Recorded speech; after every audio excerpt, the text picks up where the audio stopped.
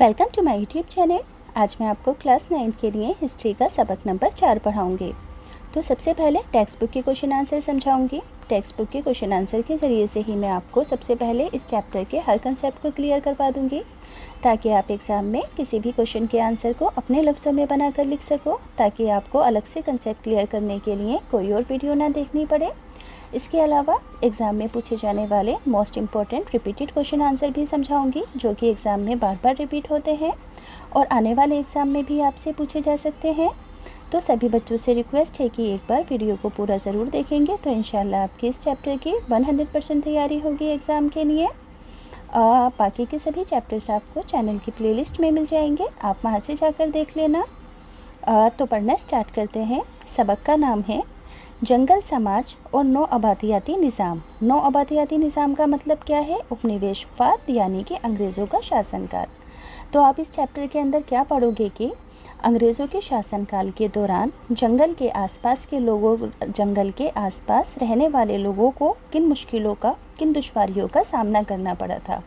तो सबसे पहले चैप्टर की थीम को समझ लो कि इस चैप्टर में किस बात को बयान किया गया है। तो देखो, इस चैप्टर के अंदर 17वीं से लेकर 19वीं शताब्दी के स्टार्टिंग तक की बात की गई है कि उस टाइम पर अंग्रेज़ों ने किस तरह से हिंदुस्तान के लोगों को, जो कि जंगल के आसपास रहा करते थे, कैसे कैसे परेशान किया था। तो बात कुछ इस तरह शुरू होती है। देखिए, अंग्रेज़ हिंदुस्तान में तिजारत की गरज से आए थे। तो तिजारत करने के लिए अंग्रेज़ों ने हिंदुस्तान में रेलगाड़ी की शुरुआत की और रेलगाड़ी के लिए पटरियां बननी ज़रूरी थी। तो पटरियों के ऊपर लकड़ियों के स्लीपर्स लगाए जाते थे, यानी कि दो पटरियों को आपस में जोड़ने के लिए लकड़ी के आपने ऐसे देखा होगा डिस्टेंस पर तख्ते लगे होते हैं, तो इन्हीं तख्तों को स्लीपर्स कहते हैं। तो इन स्लीपर्स को बनाने के लिए अंग्रेज़ों ने अंधाधुंध पेड़ों की कटाई की थी, जिससे पेड़ों का अंधाधुंध दोहन हुआ था और जंगल के आसपास के रहने वाले लोगों को बहुत सारी प्रॉब्लम्स हुई थी। इसके अलावा रेलों को चलाने के लिए ईंधन की भी ज़रूरत होती थी, तो ईंधन के रूप में भी लकड़ी का इस्तेमाल किया जाता था। तो इसी वजह से पेड़ों की कटाई और ज़्यादा की जाने लगी। अब दूसरी बात क्या थी कि यूरोप के देशों में चाय और कॉफ़ी की बहुत ज़्यादा मांग थी। तो अंग्रेज़ों ने क्या किया कि यूरोप के देशों को हिंदुस्तान की ज़मीन चाय और कॉफ़ी की बागबानी के लिए दे दी। तो यूरोप के लोगों ने आकर यहाँ पर क्या किया कि अंधाधुंध जंगल काटने शुरू कर दिए और चाय और कॉफ़ी के बागान लगाने शुरू कर दिए। तो इससे भी क्या हुआ था, पेड़ों की अंधाधुंध कटाई हुई थी और जंगल के आसपास रहने वाले लोगों की ज़िंदगी के ऊपर बहुत बुरा असर पड़ा था।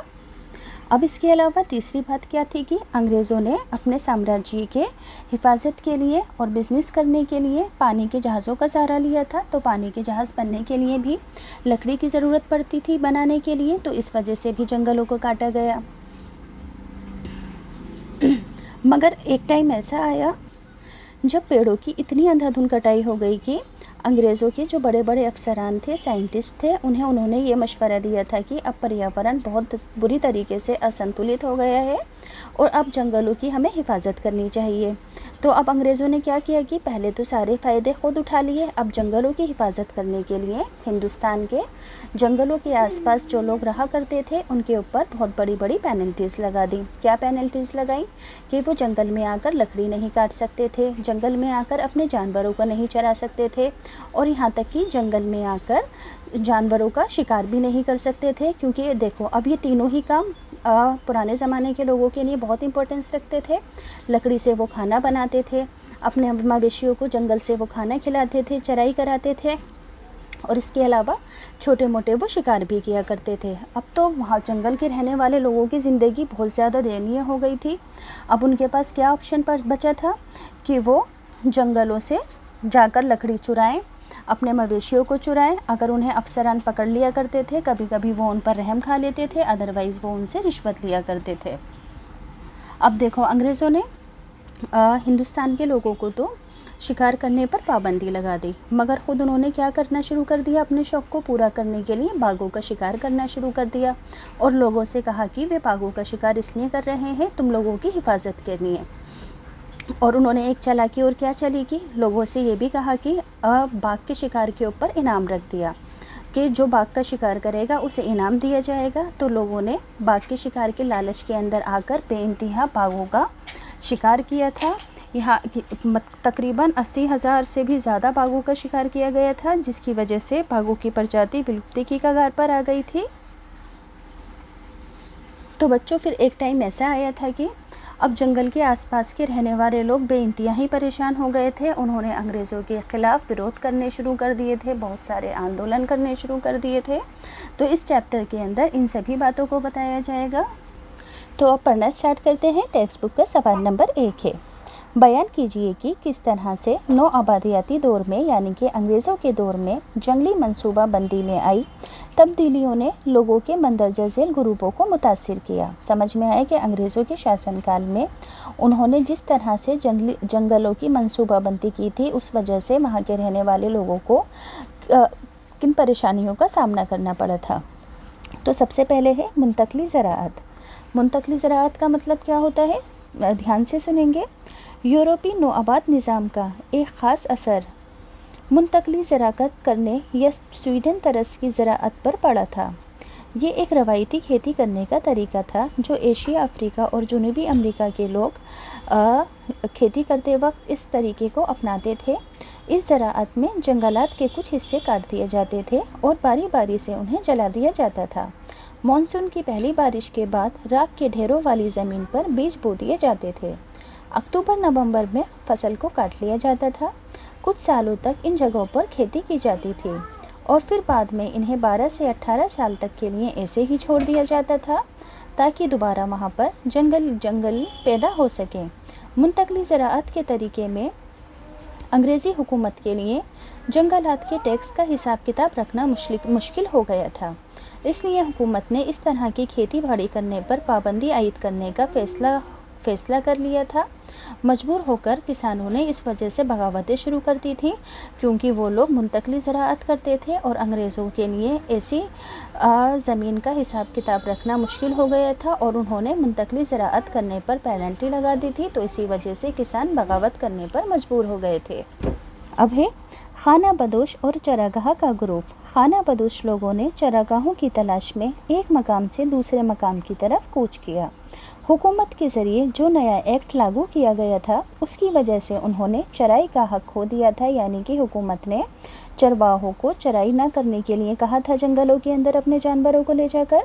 اس طرح چراگاہوں کے گروپ بھی نئے قوانین سے متاثر ہوئے تھے، پریشان ہوئے تھے۔ اس سے پہلے یہ لوگ جنگلوں کے پاس ہی رہتے تھے اور ہرن، خرگوش اور دیگر طرح کے چھوٹے چھوٹے مویشیوں کا شکار کر کے زندگی کی گزر بسر کرتے تھے۔ جنگلات سے متعلق قوانین کی وجہ سے ان کی روایتی حقوق متاثر ہوئے تھے۔ اب شکار کرنے پر بھی پابندی لگائی گئی تھی۔ ان میں سے کچھ لوگوں کو مجرم آدیواسی کہا جانے لگا اور انہیں حکومت کی تحویل میں کارخانوں، کانوں اور باغوں میں کام کرنے کے لیے مجبور کیا گیا۔ اگلا ہے لکڑی اور جنگلی پیداوار کی تجارت میں لگی فرمیں۔ لکڑی کاروبار کرنے والے تاجروں کو اس دور میں بہت منافع ہوا تھا۔ انہیں برطانوی حکومت کی مکمل حمایت حاصل ہو گئی تھی، کیونکہ برطانوی حکومت کو لکڑی کی ضرورت تھی۔ کس کس کام کے لیے تھی وہ میں نے آپ کو اسٹارٹنگ میں سمجھا دیا ہے۔ چونکہ جہاز رانی اور ریلوے کی توسیع و ترقی کی وجہ سے لکڑی کی مانگ بہت زیادہ بڑھ گئی تھی، اس لیے لکڑی کے تاجروں کے منافع کی شرح میں کئی گنا اضافہ ہو گیا تھا۔ ان تاجروں نے مقامی لوگوں کو مختلف قسم کی جنگلی پیداوار کو اکٹھا کرنے کے لیے ملازمتیں بھی عطا کی تھیں اور ان کے ذریعے بھی بہت سا پیسہ کمایا تھا۔ بڑے بڑے تاجروں نے عام لوگوں سے باغان مالک، زیادہ تر باغان کے مالک یورپین ہی تھے۔ وہ چائے، کافی اور نیل وغیرہ کی کھیتی کر کے زیادہ سے زیادہ منافع کماتے تھے اور مقامی لوگوں کا خوب استحصال کرتے تھے۔ جنگلوں کو کاٹ دیا تھا انہوں نے ان چیزوں کے باغان بنانے کی وجہ سے۔ یہ لوگ بے زمین مزدوروں کو بھی اپنے استحصال کا نشانہ بناتے تھے اور ان کو پریشان کر کے زبردستی کم مزدوری پر کام کرواتے تھے۔ آگے ہے برطانوی افسران جو شکار میں مشغول رہتے تھے۔ ایک طرف تو آدیواسی اور خانہ بدوشوں کے لیے شکار پر پابندی لگا دی گئی تھی اور ان لوگوں کو جانور چلانے تک کے حقوق نہیں دیے گئے تھے، پر دوسری طرف راجہ مہاراجاؤں اور ان کے دربار میں رہنے والے انگریز افسران اور دیگر سرکاری افسران کو شکار کرنے پر کوئی پابندی نہیں تھی۔ انہوں نے اپنے شوق کو پورا کرنے کے لیے یہ دلیل پیش کی تھی کہ وہ لوگوں کو شیر، چیتا اور دیگر جنگلی جانوروں کا شکار کر کے خطرات سے بچا رہے ہیں۔ जंगलों से दरिंदों को ख़त्म करके ताजिरों और हुकूमत की खिदमत कर रहे हैं। इन जंगलात में शिकार की वजह से जानवरों की तादाद बहुत कम हो गई थी। इन लोगों को खुश करने के लिए हुकूमत की तरफ से इनाम भी दिए जाते थे। महाराजा सरगजा ने 1957 तक 1157 टाइगर और 2000 चीते मारे थे। जॉर्ज शूले ने 4000 टाइगर मारे थे, यानी कि बेइंतहा टाइगर, शेर, चीते वगैरह का उस टाइम पर ये लोग अपने शौक़ को पूरा करने के लिए शिकार कर रहे थे। टेक्स्ट बुक का अगला सवाल है, बस्तर और जावा के जंगलात के नौ आबादियाती निज़ाम में कौन कौन सी यकसानियत थी, कौन कौन सी सिमिलरिटीज़ थी। तो बस्तर हिंदुस्तान और जावा इंडोनेशिया के जंगलात के नौ आबादियाती निज़ाम में काफ़ी यकसानियत थी, यानी कि यहाँ दोनों ही जगह पर अंग्रेज़ों के शासनकाल के अंदर एक जैसी सिमिलरिटीज़ थी। हालांकि इनके इंतज़ामात बातरतीब अंग्रेज़ अफसरों के हाथों में ही थे। दोनों मकामात पर दोनों नौ आबादियाती हुकूमतों ने ऐसे कानून बनाए हुए थे जिससे कि दोनों मकामात पर रहने वाले जंगल आदिवासियों ने अपने रिवायती शिकार, तिजारत और मवेशियों को चराने के हकूक़ खो दिए थे। दोनों जगह पर सेम पेनल्टीज़ लगाई गई थी। उन्हें अपने आबाई गाँव और मकामात को छोड़ देना पड़ा था परेशान होकर। इन लोगों को नौ आबादियाती यानी कि अंग्रेज़ी हुकूमतों और उनकी हामियों पर इन्हिसार करने वाले ताजिरों के ज़रिए लकड़ी इकट्ठा करने और जंगली पैदावार को जमा करने में मदद करने के लिए ज़बरदस्ती मजबूर किया जाता था। जावा के कई लोगों को पहाड़ी इलाकों में रहने के लिए भागना पड़ा। बस्तर और जावर में कई जगह के मकामी आदिवासियों ने बगावतें कर डाली थीं। इन्हें अंग्रेज़ों ने अपनी फ़ौजों में अच्छे किस्म के हथियारों की ताकतों से कुचल दिया था, यानी कि इन लोगों की बगावतें नाकाम रही थीं अंग्रेज़ों के आगे। टेक्स्ट बुक का अगला सवाल है कि 1880 और 1920 के दरमियान जंगलात के तहत जो इलाके हिंदुस्तान में थे उनमें तकरीबन 9.7 मिलियन हेक्टेयर की कमी आई थी और वो 108.6 मिलियन हेक्टेयर से घटकर 98.6 मिलियन हेक्टेयर रह गई थी। जंगलात के इस घटाव की इस तंजीली में मंदरजा झेल अवामिल ने क्या रोल अदा किया था। तो सबसे पहले रेलवे ने क्या रोल अदा किया था। इंग्लैंड के ज़रिए रेल की तोसी में जंगलात की कटाई ने काफ़ी बड़ा ताउन दिया था। रेलवे इस दौर में नकलो हमल यानी कि आने जाने के ज़राए का सबसे बेहतर और सस्ता ज़रिया था। कोयले से चलने वाले इंजनों के लिए लकड़ी की ज़रूरत पड़ती थी, जबकि लाइनें बिछाने और रेल के डब्बे बनाने के लिए भी लकड़ी की भारी ज़रूरत महसूस की गई थी। इन सब बड़े कामों को बड़ी तादाद में पूरा करने के लिए दरख्त काटे गए। जो जंगलात रेलवे लाइनों के नज़दीक थे वो तो बिल्कुल तकरीबन ख़त्म ही हो गए थे। रेलवे लाइन के नज़दीक के जितने भी जंगलात थे। जहाज़रानी यानी कि पानी के जहाज़। यूनाइटेड किंगडम का नौ आबादियाती सरमाया जब से वसी था, उसके आसपास ओक के जंगलात की कमी की वजह से जहाज़ बनाने के लिए लकड़ी की भारी कमी महसूस की गई। शाही बहरी अफवाज के लिए बड़ी बड़ी कश्तियाँ बनाई जाती थी। जहाज़, कोर्ट यार्ड और जहाज़रानी वगैरह के लिए लकड़ी की ज़रूरत महसूस की गई थी। 1820 और 1830 की दहाइयों में हिंदुस्तान ने बेशुमार लकड़ी इंग्लैंड भेजी ताकि जहाज़ों को बनाने के लिए लकड़ी की मांग को पूरा किया जा सके। ज़राअती फैलाव, बढ़ती हुई आबादी, शहरकारी यानी कि अब ज़राअत के फैलाव के लिए भी जंगल काटे गए थे, क्योंकि जैसे जैसे आबादी बढ़ती जा रही थी वैसे वैसे अनाज की, खाने की चीज़ों की ज़रूरत के लिए भी जंगलात काटे जा रहे थे।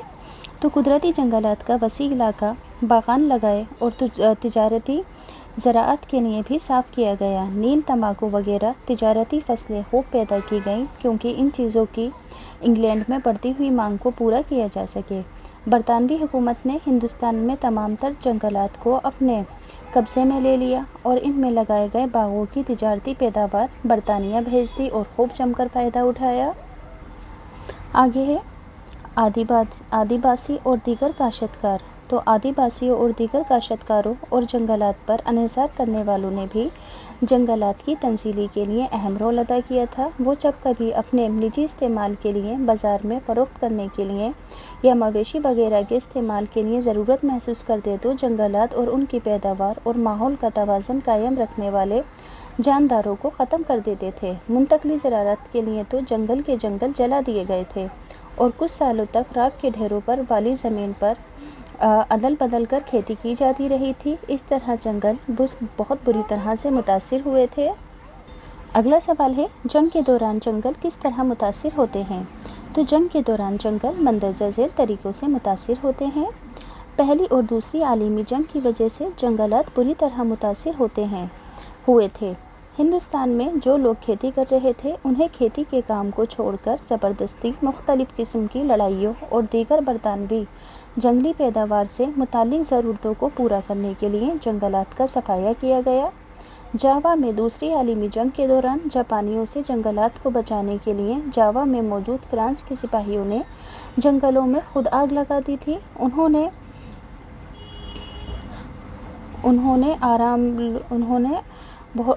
جنگلوں کو جلا دیا تھا، موٹے درختوں کے تنوں کو جلا دیا تھا۔ جب جاوا جاپانیوں کے ہاتھوں میں آ گیا تو باقی کی کسر انہوں نے پوری کر دی۔ انہوں نے جاوا کے جنگلات کو کاٹ دیا، جلا دیا تاکہ وہ لکڑی اور کوئلے کی ضرورتوں کو پورا کر سکیں۔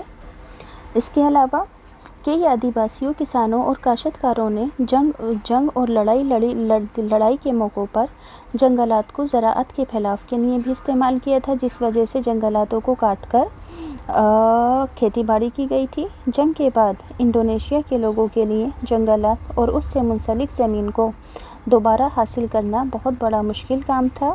چھتیس گڑھ میں پائے جانے والے گھنے جنگل کا نام ہے سال کا جنگل۔ اب یہ بچوں most important repeated question answer ہیں جو کہ اکثر ایگزام میں پوچھے جاتے ہیں۔ تو اگلا سوال ہے، برطانوی دور حکومت میں جنگلات کی تجارتی اہمیت میں اضافہ کیوں ہو گیا تھا؟ ابھی میں نے آپ کو سب کچھ پڑھ کر بتا دیا ہے، ایگزام میں کیسے لکھو گے وہ بتا دیتی ہوں۔ 19ویں صدی کے اوائل میں انگلینڈ میں اوک کے جنگلات غائب ہو گئے تھے۔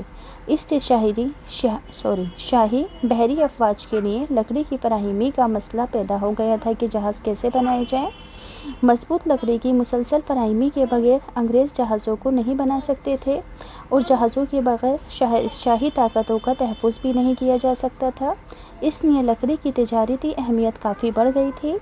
1817 کی دہائی سے ہی تحقیق اور جانچ کرنے والی ٹیموں کو ہندوستان میں جنگلی وسائل کو تلاش کرنے کے لیے بھیجا گیا تھا۔ ان ٹیموں نے برطانوی حکومت کو ہندوستان میں تجارتی صنعت کو اپنانے کے لیے ہری جھنڈی دے دی تھی، یعنی کہ انہوں نے بتا دیا تھا اپنے آقاؤں کو کہ ہندوستان میں بہت زیادہ بڑے ذخیرے ہیں۔ ایک ہی دہائی میں ہندوستان میں بڑی بھاری تعداد میں درخت گرائے جانے لگے اور لکڑی انگلینڈ بھیجی جانے لگی۔ 1850 کی دہائی میں ہی انگلینڈ نے جب ریلوے کی توسیع شروع کی تو لکڑی کی مانگ اور بھی زیادہ بڑھ گئی۔ اسی طرح انگریزوں نے اپنی تمام ضرورتوں کو پورا کرنے کے لیے ہندوستان سے جنگلات سے تمام تر لکڑی حاصل کر ڈالی اور اس طرح لکڑی کی تجارتی اہمیت میں اضافہ ہوتا گیا اور جنگلوں کی درختوں کی تنزلی ہوتی چلی گئی۔ جنگل کے کٹاؤ سے کیا مراد ہے؟ اسے کب سے ایک مسئلہ محسوس کیا گیا؟ تو جنگلوں کا غائب ہونا ہی جنگلوں کا کٹاؤ کہلاتا ہے۔ جنگلات کا کٹاؤ کوئی حالیہ مسئلہ نہیں ہے، یہ عمل کئی صدیوں پہلے شروع ہوا، لیکن نو آبادیاتی سامراجی دور کے اندر یہ ایک منظم اور وسیع مسئلہ بن گیا تھا، کیونکہ ان لوگوں نے ہندوستان کی لکڑی کا، جنگلوں کا، درختوں کو کاٹ کر بے انتہا دوہن کیا تھا۔ بھومکل بغاوت کرنے والے رہنماؤں کے نام۔ تو بھومکل بغاوت کی گئی تھی جس کے اندر لوگ پریشان ہو گئے تھے اور وہ انگریزوں کے ظلموں سے جنگلوں کے اندر انہوں نے جتنے بھی قانون لگائے تھے ان سب سے پریشان تھے، مگر یہ بغاوت ناکام رہی تھی۔ مگر اس بغاوت کے جو رہنما تھے ان کے نام کیا کیا تھے؟ گنگادھر، لال کالندر سنگھ، رانی سبرن کور اور کنور بہادر سنگھ۔ گنگادھر کون تھا؟ گنگادھر بھومکل تحریک کا ایک عظیم رہنما تھا۔ اس نے بااثر طریقے سے اس بغاوت کی رہنمائی کی اور بستر کے علاقے میں ابھی بھی اسے ایک ہیرو مانا جاتا ہے۔ اگلا سوال ہے کہ دیہی علاقوں میں انگریزوں کے ذریعے کس طرح کی زمینیں گاؤں والوں کو استعمال کرنے کے لیے دی گئی تھیں؟ تو ایسی زمینیں دی گئی تھیں جو زیادہ زلزلی تھیں اور جو انسانی پہنچ سے باہر ہوتی تھیں۔ وہاں پر عام طور پر ملیریا جیسی مہلک بیماریاں پیدا ہو جاتی تھیں۔ اس طرح کی زمینیں روایتی طور پر انگریز گاؤں والوں کے استعمال کے لیے چھوڑ دیتے تھے۔ برطانوی دور حکومت میں جنگلات کی تجاری اہمیت میں اضافہ کیوں ہو گیا تھا؟ یہ تو میں نے آپ کو پورا ہی پڑھ کر بتا دیا ہے، ایک بار اور پڑھ دیتی ہوں کہ 19ویں صدی کے اوائل میں انگلینڈ میں اوک جنگل غائب ہو گئے تھے۔ یہ تو پورا ابھی میں نے پیچھے ہی پڑھ کر بتایا ہے آنسر۔ اگلا سوال ہے کہ بھومکل بغاوت ناکام کیوں رہی؟ یہ بغاوت مندرجہ ذیل وجوہات کی بنا پر ناکام رہی۔ اس کی ناکامی کی سب سے بڑی وجہ یہ تھی کہ یہ تحریک نہ تو منظم طریقے سے شروع کی گئی تھی اور نہ منصوبہ بند طریقے سے اسے چلایا جا سکا تھا۔ اس بغاوت میں عام طور پر سرمایہ یعنی کہ پونجی اور ڈپلومیسی کی کمی ہر وقت محسوس ہوتی رہی تھی۔ جس مقصد کے لیے اس تحریک سے جڑے ہوئے رہنما گنگادھر لال کالیندر سنگھ اور رانی سبرن وغیرہ ایک پلیٹ فارم پر آئے تھے، وہ اس مقصد میں اس لیے زیادہ کامیاب نہ ہو پائے تھے کیونکہ وہ برطانوی حکومت کے سامنے ٹک نہیں پائے تھے۔ یہ تحریک بغاوت ایک چھوٹے سے علاقے تک محدود تھی اور بڑی افواج اور فوجی ساز و سامان، ڈپلومیسی اور اقتصادی یعنی کہ پیسوں مالی طور پر وسائل سے مالا مال برطانوی حکومت کو ان باغیوں کو کچلنا آسان رہا تھا۔ کئی مرتبہ تو یہ رہنما اپنے اپنے علاقوں میں اپنے اپنے باغیوں پر بھی کنٹرول حاصل نہیں کر پائے تھے۔ اس طرح یہ بغاوت پوری طرح ناکام رہی تھی۔ تو بچوں، میں نے آپ کو اس چیپٹر سے ریلیٹڈ ہر کوشچن کو، ہر کنسیپٹ کو اچھی طرح سے سمجھا دیا ہے۔ اگر آپ کو اب یہ ویڈیو آپ کے لیے یوزفل لگی ہو تو پلیز چینل ضرور سبسکرائب کرنا، ویڈیو کو لائک کرنا